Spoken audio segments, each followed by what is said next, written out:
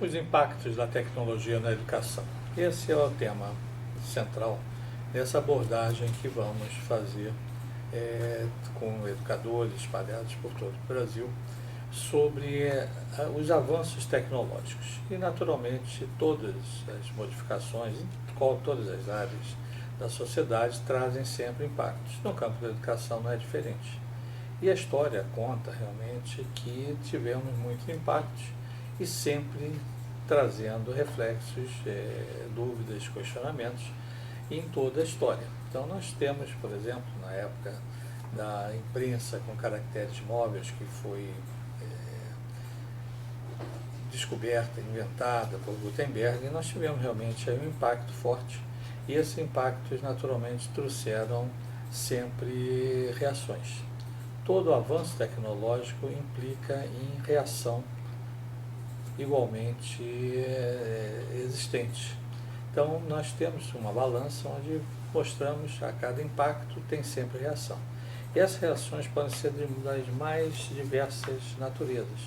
Algumas mais brandas, outras mais aceleradas, mais acaloradas, mas que temos realmente que observar que isso sempre foi uma situação comum em toda a trajetória da humanidade. Nós tivemos, obviamente, um grande impacto nos escribas quando foi inventado o livro, com caracteres imprensa, caracteres móveis, e os impactos nos escribas foi muito grande, porque eles deixaram de ter uma função que era essencialmente relevante. Passou a ser possível a transmissão do conhecimento e passou a ser tudo isso, mais de 100 anos foram resistências, segundo a história. Mas tivemos avanços em outras áreas e, por exemplo, o grande impacto que ocorreu quando veio a energia elétrica fora na vida dos acendedores de lampião.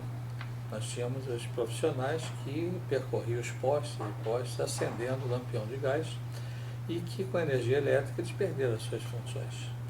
Tivemos aí ao longo dessa história também, quando o telefone entrou em circulação, telefone eletrônico, telefone celular, perdeu-se também função as fábricas que faziam as fichas para os aparelhos telefônicos. Acabou.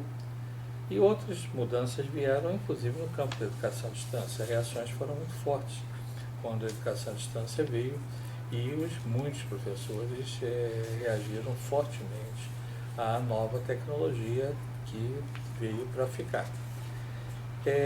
A primeira reação sempre é negação. Todos os estudos mostram que quando você tem alguma inovação, você tem sempre a negação, ou seja, isso não vai dar certo. O segundo impacto é exatamente a revolta, ou seja, eu vou perder minha função, vou perder meu status. A revolta é uma segunda reação que ocorre em todas as pessoas em relação às mudanças. A terceira, muitas das vezes, é a tentativa de barganha, ou seja, eu perco aqui, vou ganhar lá, tal, mas isso gera muitas das vezes a depressão. Há pessoas que perderam realmente até a vida em função de depressão porque não viam perspectiva nenhuma de conseguir fazer qualquer outra coisa. E a grande parte vem a aceitação do moderno, a aceitação da mudança. Mas essas 5 características, a negação, a revolta, a tentativa de barganha, a depressão e a aceitação acontecem em todas as ocasiões. E nós estamos sentindo agora com esse avanço da inteligência artificial no campo da educação.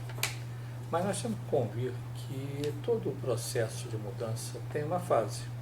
E essa fase depende de uma série de providências por parte das instituições, por parte das pessoas, e que traz realmente a inteligência artificial, que é o grande assunto do momento, traz realmente sempre perspectivas positivas no campo dos resumos, das pesquisas, análise de dados, esboços de textos autorais e no rascunho. Porque na realidade não traz traz uma sensação e preocupação, mas não é uma coisa que tenha finalidade de cumprir, substituir totalmente as funções tradicionais. Ou seja, o impacto da tela vazia do computador, você ter realmente, como é que você começa? Certo? Hoje você já pode começar a partir de um rascunho feito pela inteligência artificial. Então os programas mostram realmente essa possibilidade de muita coisa que ainda acontece em pesquisa, estudos e tal, você já tem isso pronto e já colocado à disposição da pessoa que vai analisar esses fatos e trabalhar na autoria do documento, ou até, como já falo, na coautoria desses textos, dessas músicas, dessas obras de arte. Então você já tem várias coisas sendo desdobradas e não só os textos.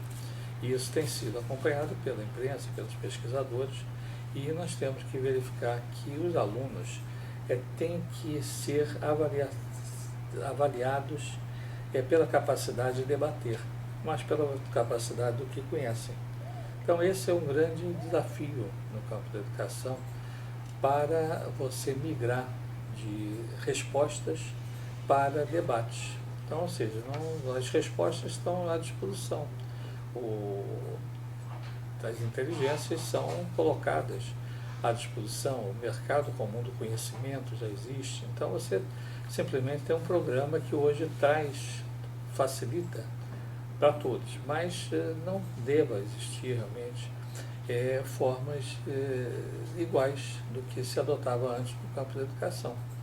Isso é uma realidade irreversível, nós não temos mais formas de tentar criticar, ouvir, colaborar, criar, que são todas coisas que vieram a partir de alguma coisa já elaborada.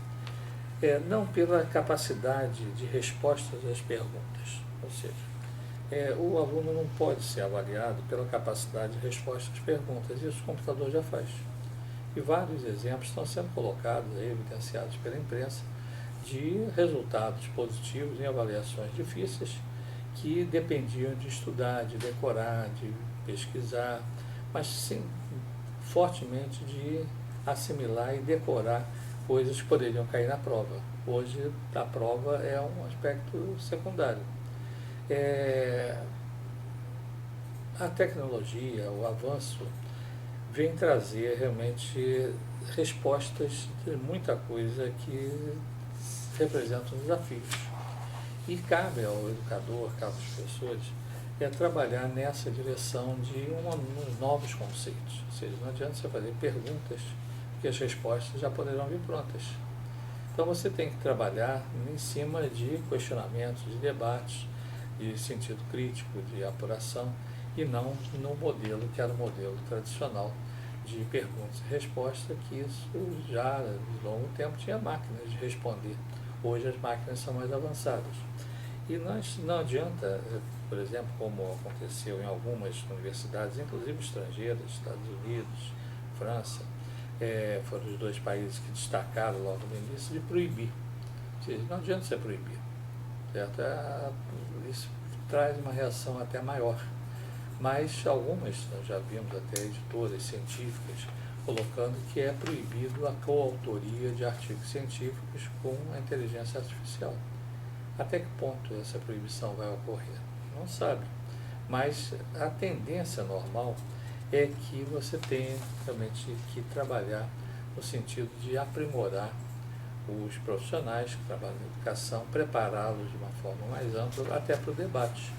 Não adianta você, isso é um ponto que nós temos observado, não adianta você ir para o debate sobre o assunto se você não tiver conhecimento.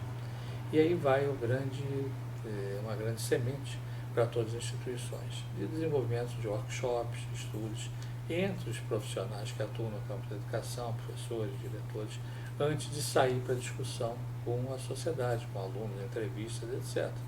Então, algumas escolas têm feito isso já muito bem. É uma coisa nova, a inteligência artificial já existe há muito tempo, mas evidenciado com essa forte intensidade da imprensa, é recente, agora, meses atrás, que foi colocado isso em destaque, e prós e contras se lançaram em todos os cenários, nas escolas principalmente. Mas o que nós temos que convir é que essa perspectiva, essas colocações, são fatos que precisam ser trabalhados de uma maneira mais calma, mas com embasamento técnico. Então, é necessário que se tenha estudos, que se tenha pesquisa, saiba exatamente o cenário, porque o cenário é diferente. Se você tem num determinado grupo educacional uma possibilidade, em outros você não tem. Então é necessário que você trabalhe muito no sentido de capacitar os seus profissionais para esses pontos de inovação. E essa preparação, tudo tem que ser feita com planejamento, com participação de pessoas que conheçam bem o aspecto da inteligência artificial e inclusive representando um grande mercado. Hoje você tem já profissionais, alunos já buscando com maior intensidade cursos que têm voltado à área de inteligência artificial. Então nós temos que convir que disciplinas como tecnologias já são aplicadas há muitos anos em muitos países e no Brasil mais recentemente. Mas o que tem que você que trabalha numa instituição, você que está à frente de uma direção ou de uma coordenação, você tem que fomentar discussões internas. Não saiam para discutir com o aluno, com a família, se é bom, se não é bom, o que deva ser feito, o que vai ser feito. Planejem, analisem e tenham certeza que é um caminho sem volta. Não há como você continuar tendo os mesmos padrões de avaliação. Não adianta, por exemplo, como alguns recomendaram, fazer prova oral, fazer redação escrita à mão. Tá? Isso não vai representar uma solução, talvez vai representar um outro problema. A prova oral já existiu há muitos anos atrás, hoje existe com baixíssima intensidade, mas a prova oral, voltar a ter a prova oral para todos os alunos matriculados é uma coisa impraticável. Você pode ter por amostragem alguma coisa e tal, mas não dá para você pensar em ter avaliação oral para todos os alunos matriculados em sua instituição. Pensar em, como foi sugerido, inclusive, tem um especialista que sugeriu isso, fazer redações à mão. Então, você vai chegar para a escola sua e dizer, não, agora todo mundo vai ter que pegar o lápis, caneta, etc., para escrever os seus textos, para não ter o uso de inteligência artificial. Vai ser um caos na instituição. Então, você tem que pensar que tem que se adequar a uma realidade, mudar os métodos, mudar a forma de pensar, atualizar. Isso vai ser muito bom para a educação. Deu uma sacudida no processo educacional do Brasil e no mundo, mas o que é importante é que cada instituição busque o seu caminho. Nós temos realmente trabalhado em pesquisas, em estudos sobre esse assunto. É um assunto que emociona, porque tem realmente reações sobre todos os ângulos, mas que todas as soluções virão gradualmente, de acordo com a capacidade maior ou menor das equipes. E é importante que você tenha as equipes bem preparadas para esse aspecto da inovação, da inteligência artificial e outros desafios que virão pela frente.